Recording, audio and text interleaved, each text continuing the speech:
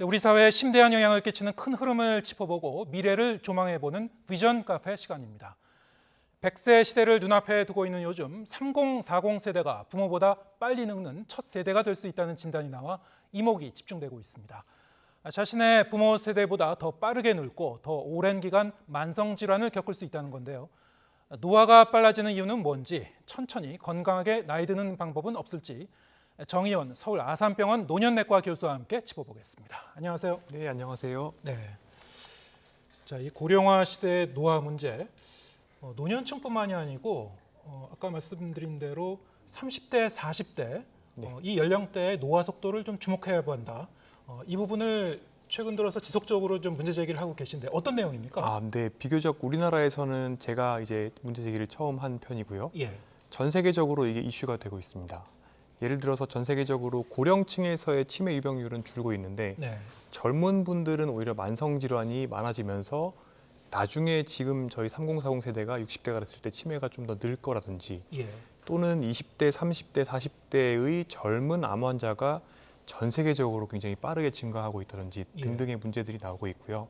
실제로 이 노화 속도라는 거는 여기 앵커님이나 제 몸속에도 지금 시계가 가고 있습니다. 네. 노화의 시계가 가고 있는데 어떤 사람은 하루에 이틀 가기도 하고요. 어떤 사람은 하루에 0.5일 가기도 합니다. 그런데 이 속도에 영향을 주는 게 30% 정도는 유전자지만 나머지 70% 정도는 사실은 생활 습관입니다. 네.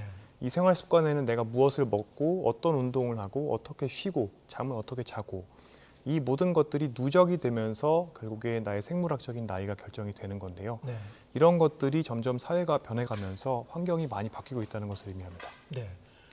그러니까 한 개인의 이 노화되는 정도, 노화 속도는 시시각각으로 좀 변하고 있는 겁니까? 네, 그렇습니다. 제가 어떤 음식을 먹었느냐, 어떤 예. 운동을 했느냐에 따라서도 그 속도가 달라질 수 있는데 예.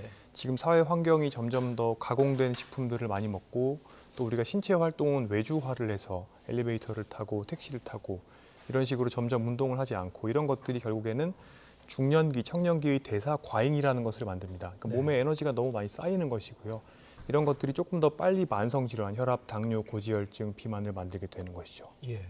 그러니까 이를테면 제가 지난주에는 운동을 좀 많이 하고 네. 건강한 식품을 먹다가 이번 주에는 좀 활동량이 떨어지고 초가공 식품을 많이 먹고 그랬으면은 네. 그 지금 말씀하신 그 노화의 속도가 네. 현격히 또 빨라질 수도 있는 것이고 그렇습니다. 예, 주 단위로도 이렇게 바뀔 수 있다는 그렇습니다. 말씀이죠. 가속 노화가 되고 또 이게 주 단위가 아니라 사실은 뭐 거의 시시각각 변한다고 시시각각. 보시면 됩니다. 예. 그러면 이런 그 현상이 국내외적으로 뭐 실증적으로 많이 연구가 된 겁니까? 확인이 된 내용들인가요? 네, 2011년에 스티브 호바스라는 미국 과학자가 네. 노화 시계라고 해서 사람의 피를 뽑아서 그 사람의 생물학적인 나이를 측정하는 방법을 개발을 하게 되고요. 예.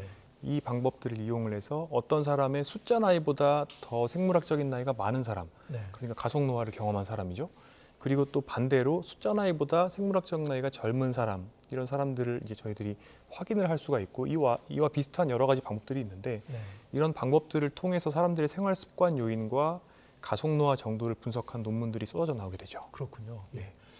결국엔 이것이 그 시시각각 변한다고는 하지만 그 누적된 결과가 정말 중요할 것 같은데 네, 그렇습니다. 아까 말씀하신 대로 이를테면은 뭐 젊은 세대들 네. 20대, 30대, 40대 네.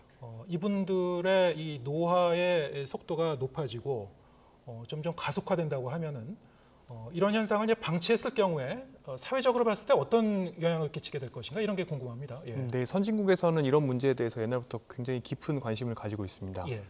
우선은 20대, 30대, 40대의 노화 속도는 40대, 50대의 만성 질환의 개수를 늘리고요. 네. 그래서 병이 많아지는 병이 쌓이는 효과가 있고 네. 이렇게 병이 쌓이다 보면 일정 시점부터 몸에 고장이 많아지고 네. 그러면 쉽게 말해서 일찌감치 더 기저귀를 차는 상황이 벌어집니다. 노쇠가 오고 노쇠의 끝에는 낙상, 치매, 선망, 욕창 이런 예. 노인 증후군이라고 하는 일련의 일들이 벌어지는데 예. 결론적으로 돌봄 요구가 생기고 사회적으로는요. 그리고 개인적으로는 기저귀를 차야 되고 집 밖에 나가기가 어려워지는 그런 상황이 되는 것이죠. 예. 그러니까 지금 젊은 세대들의 이 생활 방식 자체가 네. 노화를 촉진하기에 굉장히 그 좋은 그런 라이프 스타일을 좀 유지하고 있다 그런 말씀이죠. 구체적으로 어떤 걸 들 수 있을까요? 사실은 이건 전 세계적으로 동시에 지적이 현재 되고 있습니다. 예. 가장 문제가 되는 것은 초가공식품, 특히 단순당과 정제곡물입니다. 두 번째는 운동을 별로 하지 못하는 것이죠. 예. 또 하나 들 수 있는 것들이 스트레스를 들 수가 있습니다. 네. 만성적인 스트레스는 직접적으로 세포 노화 그리고 전체 사람 시스템의 노화 속도를 가속화시킬 수가 있습니다. 예. 네, 그 정도가 일단 가장 메인이라고 볼 수가 있고 스트레스와 연관되어서 수면이 부족한 것들도 그리고 또 사람들과의 관계가 단절되는 것 그리고 예. 최근에 미국에서는 마약 중독이 발생하는 것도 노화에 영향을 준다고 생각하고 있습니다. 예. 한두 가지 요소가 아니군요. 네, 그러니까 거기에 더해서 또 최근에는 뭐 핸드폰이라든가 디지털 기기에 많이 함몰돼서 많은 시간을 보내는 거 이것도 얘기를 하던데요. 이거는 어떻게 보십니까? 네, 스마트폰은 아직 구체적으로 스마트폰 사용이 많은 것이 생물학적인 나이를 빠르게 진전시킨다라는 연구 결과까지 나오지 않았지만 예. 사실 스마트폰을 사용하는 것은 여러 가지 측면에서 만성 스트레스를 증가시키는 효과가 있습니다. 네. 해외에서 수행된 연구들에 따르면 스마트폰을 과도하게 사용하는 것은 첫째 수면, 두 번째 우울, 세 번째 불안 이 세 가지 측면에서 안 좋은 효과가 있고요. 예. 이것은 만성 스트레스가 존재할 때 발생하는 세 가지 굉장히 특징적인 현상입니다. 결론적으로 스마트폰은 만성 스트레스를 일으킬 가능성이 높고요. 또 하나는 스마트폰을 사용하면 신체 활동량이 준다는 것도 잘 알려져 있습니다. 예. 결론적으로 노화 속도에 영향을 주는 두 가지 인자 그리고 수면까지도 영향을 주는 것이죠. 네. 결국 이제 개인의 삶의 질 그리고 어떻게 보면 경제적으로 보면은 노동 생산성도 이제 떨어지게 되는 것이고 국가 차원에서 보면은 뭐 보건의료 비용도 이제 증가할 것이고 이제 전 사회적인 게 문제가 될 텐데 네. 자, 어떻게 보면요 지금 그 기대 수명이 점점 좀 늘어나고 있지 않습니까? 네, 그렇습니다. 적어도 앞으로 한 30년, 40년 정도는 이런 속도로 조금씩 더 늘어나지 않을까 이렇게 보는 그 시각들도 있는데 네. 지금 말씀하신 대로라면 그러면은 지금 젊은 세대가 이 노년기를 맞을 때쯤 되면은 우리나라 전체의 수명이 어떻게 줄어들 수도 있습니까? 어떻습니까? 실제로 이런 현상, 수명이 줄어드는 현상이 관찰되고 있는 나라가 있습니다. 예. 미국입니다. 그렇습니까? 예. 네, 미국은 사실 2020년 코로나 이후로 기대 수명이 감소되고 있고 네. 특히 미국의 그 사회 경제적 계층으로 봤을 때는 이제 즉 비교적 못 사는 분들, 예. 그러니까 사회 경제적 결핍이 있는 분들은 그 이전부터 이미 수명 감소가 관찰되고 있는데요. 네. 이런 것들을 앵거스 디턴 교수는 절망사와도 관련이 있다고 하는데 예. 즉 사회 경제적 스트레스가 주어지고 그런 결과로 여러 가지 절망에 빠지면서 약물, 마약 이런 것들에 또 의존을 하게 되고 전체적인 건강 상태가 나빠지는 경향이 있다라고 얘기를 합니다. 예.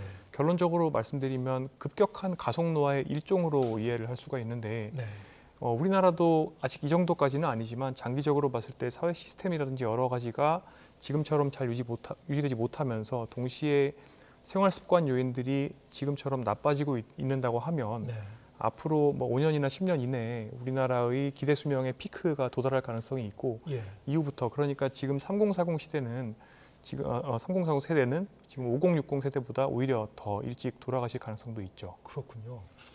어떻게 보면 이게 정말 심각한 문제인데요.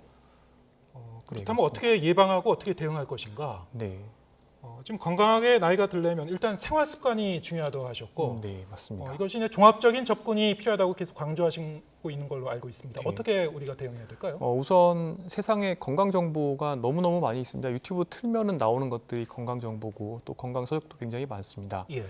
그런데 사실은 본인이 생각하는 삶의 지향점, 그러니까 내가 중요하게 생각하는 것과 이 생활 습관이 맞지 않는다거나 또는 내가 나의 생애 주기에 맞지 않는 정보를 가지고 와서 실천하게 되면 예. 오히려 좋은 정보 그리고 맞는 정보인데도 저한테는 독이 될 수가 있습니다. 예. 그렇기 때문에 종합적인 관점에서 바라볼 필요가 있고 지금 화면에 내재 역량이라고 지금 나오고 있습니다만 네. 저것이 어떤 노화의 속도를 좀 지연시킬 수 있는 그런 어떤 요소를 말하는 개념입니까? 네, 말하자면 어떤 한 사람이 있을 때 예. 그 사람의 전반적인 건강 상태를 개선시키고 내재 역량이라는 총체적인 내부적 기능을 향상시키기 위해서 우리가 최소한 챙겨줘야 되는 네 가지가 있다는 건데요. 예. 첫 번째가 이제 삶의 지향점, 나에게 중요한 것이 되겠고요. 예. 두 번째가 이동성, 근육 건강과 관련된 것이고, 세 번째가 마음 건강, 네. 네 번째가 이제 의료 이용과 관련된 전반을 이제 포괄하고 있습니다. 예. 특히 네 번째가 이 신체 건강을 어떻게 좀 증진시키고 잘 관리해 나갈 것인가. 네. 어떤 점을 주안점을 둬서 봐야 될까요? 이 네 번째 의료 이용과 또 노화 속도와 관련돼서는 사실은 정제 곡물과 단순당을 멀리한다든지, 예. 그리고 건강과 관련된 예방적인 의료 활동을 열심히 한다든지 이런 것들을 포괄하는데요. 사실은 이 네 가지 요소들이 서로 상호작용을 또 하게 됩니다. 예를 네. 들어서 내가 더 많은 즐거움을 얻어야겠다 또는 더 많은 빠른 성취를 해야겠다라고 해서 잠을 줄이게 되면 예. 잠을 줄인 것 때문에 스트레스 호르몬이 증가되게 되고 그러면 회복 수면을 취하기가 어렵고 회복 수면을 취하지 못하면 다음 날 당분이 더 땡기게 되고 예. 또 스트레스 호르몬 때문에 인슐린 저항성이 생기면서 또 만성염증이 생길 가능성이 생기니까 네. 의학적인 그러니까 질병과 건강 문제도 나빠지게 되고요. 그 결과로 근육 건강도 나빠지게 되고 또 전두엽 기능 그러니까 인지 기능도 떨어지기 때문에 이 네 가지 요소들은 상호작용을 한다는 특징을 이해하는 것이 가장 중요합니다. 그렇군요. 이를테면 뭐 단순당이라든가 정제 곡물을 좀 덜 먹어야 된다고 하면은 네, 정제 곡물이라고 하면은 이제 도정을 거친 그런 흰쌀 같은 거, 네 뭐 그렇습니다. 대신 뭐 잡곡 같은 거를 먹으라는 말씀으로 들리는데요. 네 맞습니다. 예. 그리고 단순당 적게 먹으려면은 네, 사실 뭐 외식할 때나 아니면 네, 우리가 그렇습니다. 마트에서 사다 먹는 그 가공식품이라든가 네. 배달 음식 네, 대부분 당이 좀 많이 들어가 있는데요. 네, 어떻게 그렇습니다. 피해갈 수 있는 방법이 없지 않습니까? 현실적으로는. 피해갈 수 있는 방법이 굉장히 많이 있습니다. 어떻게 해야 됩니까? 사실은 일단은 액상으로 나와 있는 그러니까 음료수에 들어있는 당분을 피하는 것이 가장 먼저입니다. 예. 물론 단 음식이나 디저트를 줄이는 것도 맞고요. 그리고 정제 곡물도 사실은 잡곡밥을 사용한다든지 예. 여러 가지 방법들이 있습니다. 그런데 이 세상에 굉장히 많은 장수 식단들이 존재하는데요. 예. 그 장수 식단 중에서는 좀 특이한 것들도 있죠. 예를 들어서 고기만 드신다는 뭐 그런 네. 인슐린 분비를 줄이기 위해서 오히려 탄수화물을 안 드시는 식사들도 있고 케톤 식사도 있고 또 절식도 있고 블루존 식사도 있고요. 굉장히 다양한 것들이 있습니다. 지중해 식사도 있고요. 공통점은 정제 곡물과 단순당을 섭취하지 않는다는 겁니다. 예. 결국에 가장 중요한 이 두 가지를 빼면 대부분 결과적으로 여러 장수 식단들이 나타내는 생물학적인 효과는 꽤 비슷하다고 볼 수가 있죠. 예, 알겠습니다. 네. 지금 65세 이상 노년층의 건강 상태를 잠깐 좀 짚어보겠습니다. 네. 전반적으로 보면 건강한 그 집단의 비율이 증가하고 있는 걸로 지금 나오고 있다고요? 네, 한국의 65세 이상은 역사적으로 점점 더 건강 상태가 좋아져 왔습니다. 그건 예. 맞습니다. 그런데 또 다른 한편에서 보면은 네, 뭐 만성 질환 같은 거요, 뭐 고혈압이라든가 당뇨병이라든가 이런 그 질환에 대한 유병률은 또 2배 이상 증가했다고 그러던데요. 예, 맞습니다. 아까 얘기한 거하고 좀 배치되는 내용 같기도 하고 어떻게 이해해야 됩니까? 네, 맞습니다. 사실은 3040이 가속노화되는 것과 예. 지금 65세 이상에서 만성질환, 고혈압, 당뇨, 고지혈증이 증가되는 것은 어떻게 보면 궤를 같이 하는 것입니다. 네. 서구화된 생활 습관을 유지하고 신체 활동이 줄어든 것과 모두 관련이 있고 네. 일본과 같은 나라에서는 이웃 나라죠. 특정 보건지도라고 해서 실제로 그래서 3040 시절부터 이와 같은 만성질환에 대한 부분을 특별히 더 지도를 하고 보건소에서 사람을 불러 모아서 예. 이분들에 대해서 건강 교육을 이제 실시를 하기도 합니다. 네. 왜냐하면 이 만성 질환이 나중에 두게 되면 이제 노쇠로 진행이 되고 돌봄 요구가 되기 때문이죠. 예. 근데 반면에 이제 우리나라의 어르신들 65세 이상 특히 어르신들은 그동안 전신 상태가 좋아지고 또 영양 상태가 좋아지고 보건의료 기술이 발달하면서 만성 질환은 많아졌지만 사실은 과거 그러니까 2000년대 초반의 어르신들 우리가 관찰했을 때 보시면 허리가 굽고 또 걷는 속도가 느리고 또 예. 씹는 힘도 떨어지고 여러 예. 가지 장애들이 이미 있으셨지만 이런 장애가 발생하는 시기는 지금은 65세 때가 아니라 이미 70대 중후반으로 넘어가 버렸습니다. 예. 그렇기 때문에 사람의 총체적인 건강 상태를 이제 종합을 해보면 만성 질환을 가지고 있지만 유병장수를 하는 시대가 되었고 만성 질환을 내가 건강할 때까지는 잘 관리를 하다 보면 결국에 그것이 노쇠를 만들지 않을 수도 있게 된 시대가 된 것이죠. 그렇군요. 유병장수라는 그 표현을 쓰셨는데 네. 결국 이 기대 수명과 건강 수명의 격차가 지금 발생하고 있다는 거 아니겠습니까? 네, 맞습니다. 선진국에 비해서 다른 그 주요 국가에 비해서 우리나라가 좀 그 격차가 좀 큰 편입니까? 그렇지는 않습니다. 예. 우선 건강 수명을 측정하는 방법이 두 가지가 있는데 예. 통계청이 측정하는 방법은 사실 굉장히 보수적이고요. 네. 예를 들어서 고혈압만 진단이 되더라도 건강 수명이 끝났고 유병 장수에 들어간다고 봅니다. 예. 이건 좀 어떻게 보면 불합리한 면이 있습니다. 왜 그러냐면 의료 기술이 발달하면서 고혈압을 점점 잘 진단하게 되면 네. 이분들은 점점 더 건강 수명이 단축되는 효과가 있으니까요. 그래서 이 지표를 보게 되면 건강 수명이 늘지 않는 걸로 나오지만 예. WHO에서 사용하는 계산 방법을 이용을 하면 사실은 우리나라의 건강 수명은 세계적으로 굉장히 우수한 편이고요. 1등 일본, 2등 싱가포르, 그리고 거기를 3등 한국이 바짝 추격하고 있습니다. 그렇군요. 네. 자, 그렇다면 사회 국가적으로는 우리가 어떻게 대응해 나갈 것인가를 좀 짚어보겠습니다. 일단 그 노년층을 위한 질병 관리의 모델이 좀 바뀌어야 된다 이렇게 얘기 많이 이제 지적이 되고 있는데 네. 어떻게 바뀌어야 될까요? 첫 번째로 우리나라가 그동안 만성 질환을 발견하고 검진을 해서 치료를 하는 것은 굉장히 잘 해왔습니다. 예. 그리고 또 장기요양보험 등에서 돌봄 요구가 생긴 어르신들에 대해서 서비스를 제공하는 것도 굉장히 잘 하고 있죠. 예. 그런데 다른 선진국들이 하고 있는 것 중에 우리나라에서 지금 못하고 있는 게 딱 하나가 있습니다. 어떤 거냐면 노쇠라는 개념 또는 내재 역량이라는 개념을 놓고 네. 이 내재 역량이 점점 떨어져 가기 시작하는 어르신들을 사실은 1차 의료, 그러니까 주치 선생님들이 발굴을 해서 예. 이분들에 대해서 지역사회에서 제공할 수 있는 예방적인 서비스들을 제공을 해서 예. 사실 대략 65세 정도가 되면 생애 전환기라고 해서 그때부터는 사람 몸이 또 바뀌어서 네. 그때부터는 소식이라든지 걷기를 많이 하는 게 이런 게 또 답이 아니거든요. 그때부터는 말하자면 몸을 보호하는 방향으로 우리가 치료를 해야 돼요. 그렇군요. 그런데 예. 그 방향으로 가야 되는 분들을 모아서 지역사회에서 근력 운동시키고 치매 예방하는 인지 훈련시키고 또 사회 참여를 장려한다든지 여러 가지 서비스를 제공하는 일들을 해줘야 되는데 예. 지금 우리나라에는 이런 노인 의료 또는 1차 의료 개념이 없는 상태여서 예.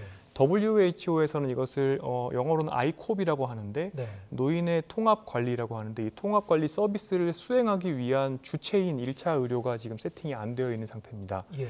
그러다 보니까 개별 질환에 대해서는 전문과 즉 뭐 심장내과 선생님한테 가시기도 하고 또 뭐 여러 가지 수술과 선생님들한테 가셔서 이렇게 다 분절적으로 진료를 받으시고 예. 하지만 이분들이 고장을 다 합쳤을 때 그러니까 노쇠 정도를 파악해서 어떤 맞춤형 서비스를 제공해야 되는데 네.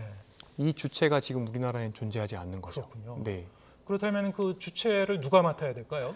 그 주체를 원래 맡는 게 WHO에서는 1차 의료 그러니까 주치의가 해야 된다라고 너무 당연하게 권고를 하고 있고 예. 지난 2020년에 OECD에서 나온 보고서가 하나 있습니다. 여기서 어떤 이야기를 하고 있냐면 대한민국은 의외로 1차 의료가 아직까지 세팅이 되어 있지 않다라는 이야기를 하면서 예. 이런 것들이 앞으로 고령 사회에 여러 가지 문제가 될 수 있다라고 실제로 이야기도 하고 있습니다. 예. 이를테면은 그 지역 사회의 의원에서 네, 동네에 있는 그 의원에서 어떤 주치의 역할을 한다거나 네, 그렇죠. 아니면 보건소가 어떤 역할을 한다거나 네, 뭐 이런 걸 보건소도 생각해 볼 많은 일을 할 수 있겠군요. 있습니다. 네, 그래서 지금 실제로 어르신들도 건강 검진을 많이 받고 계시는데 예. 거기서 내재 역량에 대한 평가, 노쇠에 대한 평가가 이루어지고 네. 이런 것들이 사실은 장기요양보험으로도 연결될 수가 있고 일본은 또 장기요양보험으로 가기 전에 돌봄을 예방하는 지역사회 프로그램들이 많이 있습니다. 예. 뭐 싱가포르에서는 아예 그런 것들을 국가 차원에서 인생의 강이라는 프로그램이라고 해서 아예 젊어서는 가속노화를 예방을 하고 예. 중년기에는 만성질환을 치료하고 노년기에 접어들면 내재 역량을 강화하고 노쇠를 저감시키는 일을 하고 예. 결과적으로는 돌봄을 예방하는 이런 식으로 단계를 만들어 놓았습니다. 예. 근데 이런 일들을 하기 위해서는 궁극적으로는 이제 지역사회 의료가 발달할 필요가 있죠. 우리나라는 알겠습니다. 너무 큰 병원 위주로 의료가 지금 현재 제공되고 있습니다. 예. 전반적인 그 의료 체계 자체를 초점을 좀 바꿔야 된다 이런 말씀으로 좀 이해가 됐고요. 네. 어떤 질병 관리 모델을 좀 예방 차원으로 그리고 지역 사회 차원의 어떤 돌봄 서비스를 좀 강화하는 네, 맞습니다. 그런 게 좀 필요하다고 말씀하셨고요. 네. 자, 마지막으로 이제 건강 수명을 늘리기 위해서 개인이 뭘 실천할 수 있는지 이걸 조금 더 얘기해 보겠습니다. 최근에 중장년 이상 연령층에서 이 건강 정보에 대해서 부쩍 관심이 높아서 이런 네. 저런 거 뭐 실천하는 분들도 많은데요. 특히 최근에는 간헐적 단식 그리고 네. 뭐 맨발 걷기 열풍이라는 말까지 나오고 있는데 네. 자, 이런 거는 어떻습니까? 의사 입장에서 봤을 때 좀 주의해야 될 네. 점은 없습니까? 주의할 점이 너무 많고요. 네. 제가 아까 전에 4가지 이제 축을 말씀드리면서도 말씀드렸지만 결국에 내가 어떤 위치에 있는지 그리고 나한테 맞는 생활 습관이 무엇인지를 정확하게 실천하는 것이 굉장히 중요합니다. 예를 네. 들어서 당뇨병이 진행되었거나 또는 연배가 있으셔서 대략 뭐 한 70세 정도 되시는 분이 간헐적 단식을 하시게 되면 젊은 사람보다 원래 근육의 건강을 유지하기 위해서 필요한 절대적인 단백질 양과 근력 운동의 양이 훨씬 많아지기 때문에 이때 간헐적 단식 기간 동안은 근육은 빠지고요. 네. 하지만 밥을 먹어도 그만큼의 근육이 채워지지 못하는 상황이 되기 때문에 네. 그래서 요새 굉장히 많은 분들이 혈당 스파이크 걱정하시면서 간헐적 단식 예. 하시거나 또는 저탄수화물 다이어트 하시는데 이렇게 2, 3개월 하시면서 체중이 너무 빠지셔서 오히려 네. 그 이후에는 근육이 빠지는 결과로 사실은 혈당이 올랐을 때 그 혈당을 받아낼 데가 없어지니까 예. 혈당 조절이 더 안 되는 이런 나쁜 상황이 벌어지기도 합니다. 그렇기 때문에 이를테면 중장년, 그러니까 노쇠가 오기 전에 네. 뭐 50대나 아니면 네. 60대 초반 정도의 맞습니다. 중장년층에서는 간헐적 단식을 하면 오히려 건강에 좋을 수도 있을 것 같은데 네, 그렇습니다. 하지만은 지금 말씀하신 한 70대 중반 네. 이후에 노쇠가 좀 가속화되는 그런 시기에는 좀 조심해야 된다 이런 말씀이시죠? 네, 맞습니다. 그래서 사람에서 크게 대사적인 관점에서 세 가지 시기가 있습니다. 예. 우리가 아기들은 하루 세 끼를 잘 먹이려고 노력을 하지 않습니까? 아기들은 조금이라도 굶기면은 영양 결핍에 빠질 수가 있는 우려가 있고요. 예. 그런데 이제 중년기, 흔히 이제 30세에서 대략 65세 정도까지 시기에는 말하자면은 좀 대사 과잉에 취약하고 이때 예. 너무 많이 먹고 운동을 안 하는 게 병을 만듭니다. 예. 하지만 세 번째 시기가 되면 소화도 어렵고 씹는 것도 어렵기 때문에 이때는 예. 사실은 오히려 말하자면 흰쌀밥 드시고 고기 드셔서 네. 그 항노화 식사랑은 좀 정반대로 하시면서 예. 근육을 보호하셔야 되는 상황이 되는데 예. 이게 그래서 마치 우리 믹서 있습니다. 볼륨 조절하는 것처럼 예. 그러니까 젊었을 때는 걷기 운동 많이 하시고 예. 또 때로는 간헐적 단식도 하지만 연배가 드시면은 근력 운동을 좀 더 늘리시고 오히려 예. 단백질 많이 드시는 게 맞죠. 역시 맨발 걷기도 마찬가지로 마찬가지입니다. 이 자기에 맞는 것인지 그리고 네. 뭐 자세라든가 이런 것도 굉장히 중요하겠군요. 너무 중요합니다. 예. 맨발 걷기는 기본적으로는 천천히 스마트폰을 내려놓고 바른 자세로 앞을 보면서 허리를 펴고 그리고 내 관절의 느낌들을 느끼면서 네. 발에서 땅에서 올라오는 감각을 느끼면서 고유 수용 감각을 느끼고 호흡을 바라보는 일종의 명상과 같은 활동이라고 보시는 게 맞고 예. 그런데 사람이 사실 신발을 신는 이유는 예. 결국에 관절을 60대, 70대에도 보호하기 위함이죠. 우리가 수렵 채취 사회일 때는 사람이 30년밖에 못 살지 않았습니까? 네. 그러니까 어느 정도의 이 쿠션이 필요한데 맨발 걷기를 하루에 1시간, 2시간, 뭐 10,000보, 20,000보를 걷는 용도로 하시는 분들이 너무 많은 것 같고 예. 제가 사실 황토길에서 관찰을 많이 하는데 저렇게 걸으시면 정말 이제 발바닥에 있는 족저근막에도 문제가 되겠다 이런 분들이 많이 있습니다. 알겠습니다. 적당히 하면은 건강에 좋겠지만은 과유불급이다. 뭐 이런 맞습니다. 말이 들리는군요. 네, 중용이 정말 예, 중요하죠. 알겠습니다. 정의원 서울 아산병원 노년내과 교수와 함께했습니다. 고맙습니다. 감사합니다.